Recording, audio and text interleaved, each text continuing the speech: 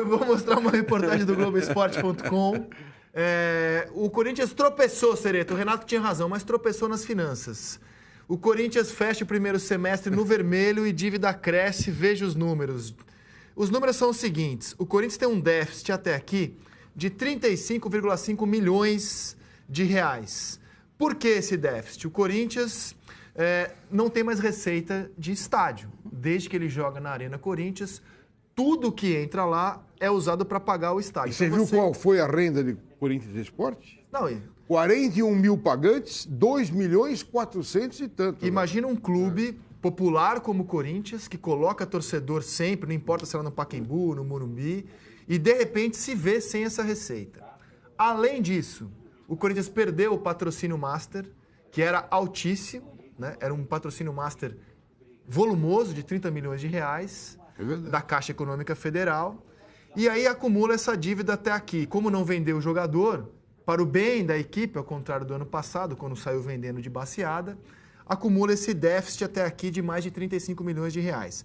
E a dívida do clube, segundo dados do Globoesporte.com, ela saltou de 425 milhões para 472 milhões de reais. Isso sem contar a dívida que o clube tem com o estádio.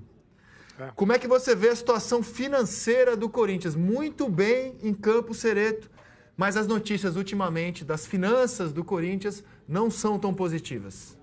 André, eu acho absolutamente preocupante. Eu acho que tinha que ser prioridade absoluta do Corinthians tentar arrumar essa questão financeira, sobretudo a dívida que não para de crescer. E a dívida, agora, você tem que somar. Não tá somando aí a questão do estádio, mas tem que somar, porque o estádio vai ter que pagar em algum momento. Me lembro que quando a direção do Corinthians assumiu, lá em 2007, já faz 10 anos do mesmo grupo. Foi o André Sanches como presidente, depois foi o Mário Gobi, e agora o Roberto de Andrade, que está indo para o seu último ano. Do mesmo grupo no comando do Corinthians. Disseram que a prioridade era pagar a dívida, e a dívida não para de crescer.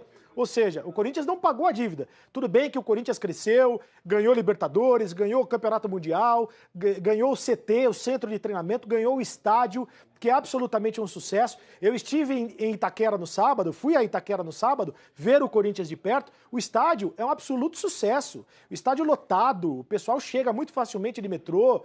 É um absoluto sucesso. Só que tem que pagar o estádio e o dinheiro que entra na conta, na bilheteria, não entra para o futebol. É uma equação que o Corinthians vai ter que solucionar. Não adianta ficar empurrando com a barriga para as próximas gestões. Esse ano, o Corinthians teve muita dificuldade em pagar salário em dia.